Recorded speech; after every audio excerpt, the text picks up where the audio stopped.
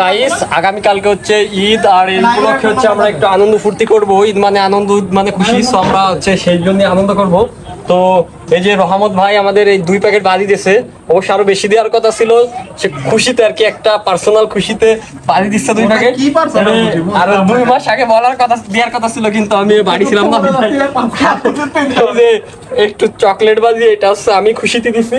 আর সবুজ হচ্ছে পুরা খাওয়ার দাওয়ার যত খরচ সে বহন করবে।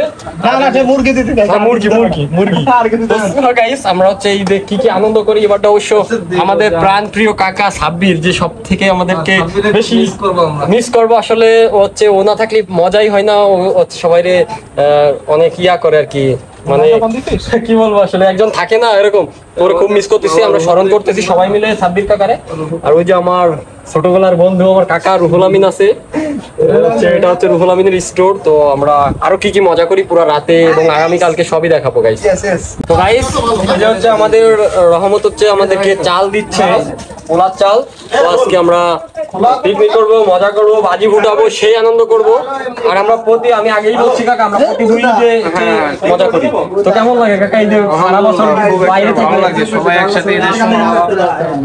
সো গাইস আমাদের খাবার দাবারের আয়োজন চলতেছে, যে মুরগি কাটাকাটি চলতেছে। তো আমি এখন একটু বাজি ফুটে একটু আনন্দ মন মস্তি করি। তো গাইস এই যে আমাদের সবুজ কাকা পিকনিকের আয়োজনের সব ব্যবস্থা করতেছে। এই যে রহমত সেই রাইস কুকার টাকার কাজ করতেছে, ইলেকট্রিক কাজ করতেছে, সে কিন্তু অলরাউন্ডার, ইলেকট্রিকের কাজও পারে ভাই। কিছু একটু অসাধারণ। আমরা আজকে পিকনিক করবো, মজা হবে। আর এই পাশে হচ্ছে আমরা ছাদের উপর আছি, এই পাশে হচ্ছে মাংস কুটা বাড়াটা চলতেছে। আর এদিকে লোক সংখ্যাও যদিও কম, আমাদের এবারটা সবচেয়ে প্রিয় ব্যক্তি, আমি বারবারই বলতেছি, সাব্বির নেই। তো আমি এখন একটি মনের খুশিতে বাজি ফুটিয়ে দেবো। দেখো বাজি কিনে নিয়েছি, তো আমি ধরাই দিচ্ছি এখন। আল্লাহ ভরসা, বিসমিল্লাহ। আল্লাহ কিরে তুই বাজি ফুটানোর আগে মরে যাচ্ছে। আমাদের আলামিন কাকা এখন বাজি ফুটাচ্ছে। না এখন না, এখন না, এখন না। আল্লাহু আকবার।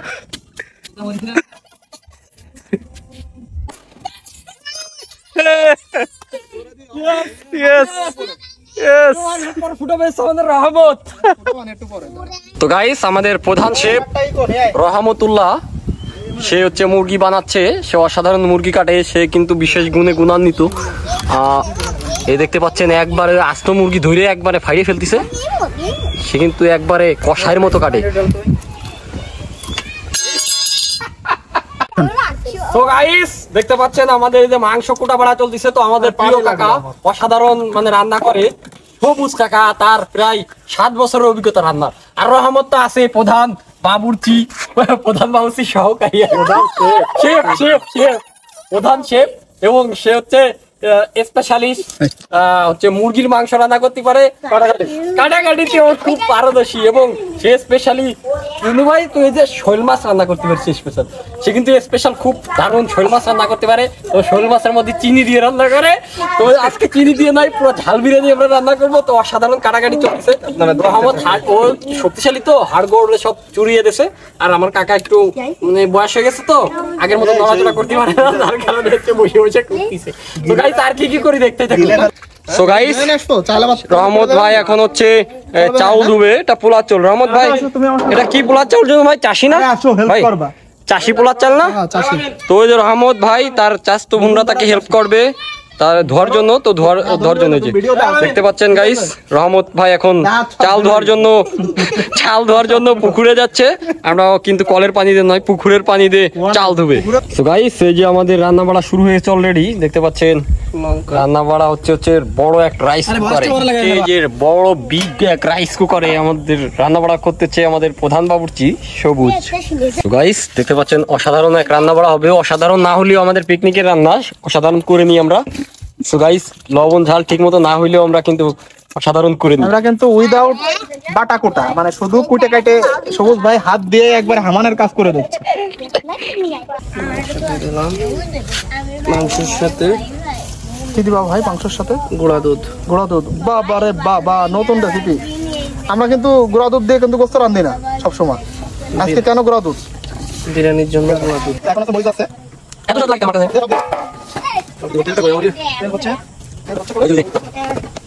লবণ দিবা। এখন মাংস নাড়া দিচ্ছি, আমাদের মাংস ওই যে দেখেন কি স্বাদ ইয়া চলে আসছে, একটা অন্যরকম ফ্লেভার, অন্যরকম একটা কালার চলে আসছে, তো অসাধারণ। দেখেন কি গাইস, সেই মনে হয় 30 জন মানুষের খাবার রান্না করে, এত বড় এটাকে আমরা রান্না করতেছি মাত্র 5 জনের রান্না, অসাধারণ। অনেক লোক আছে কিন্তু এই যে আমাদের হচ্ছে শুভাকাঙ্ক্ষীরা আছে। রহমান ভাই ঘ্রাণটা একটু শুকিয়ে দেখ, খাতিতে পারবি না? না আমি খেয়ে নিই তাহলে এক পিস। তাহলে খাতিতে মজা থাকে না দে না। এবার রহমত প্রচুর খাইতে পারে, প্রচুর। এই দেখতে পাচ্ছেন রহমত এক প্যাক খাবে। তো গাইস দেখুন আমি নাড়াচাড়া দিচ্ছি কিভাবে, আর আমাদের পুরো ব্লগটি দেখতে থাকুন, আরো কি মজা করি। আমি এক পিস খাই দেখি কেমন হয়েছে। আমার আড্ডি দে, তুমি আনলে গোস্ত খাচ্ছ। পাল্টাই দে, ঢুক দে ঢুক দে ঢুক দে। কি কতি মন চাই ওরে। আরো কি কি করি এটা দেখুন।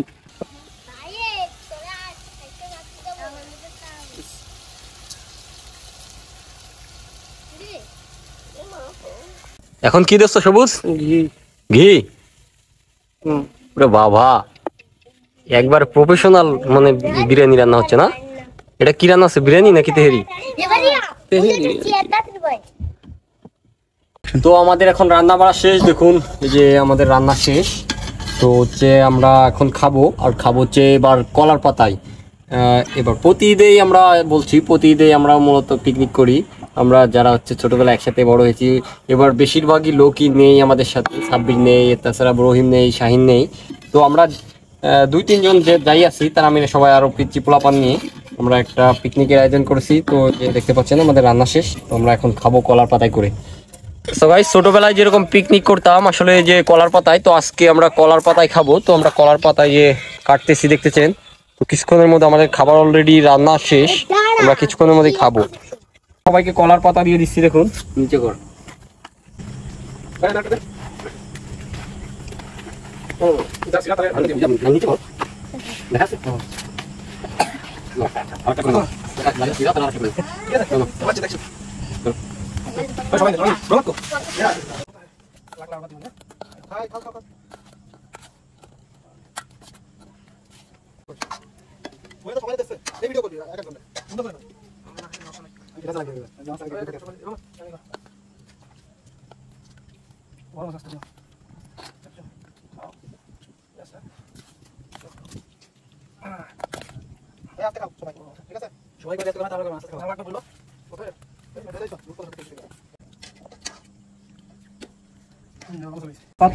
গাইস আমাকে সবুজ কাকা খুলে দিচ্ছে কলার পাতায়, যে দেখতে পাচ্ছেন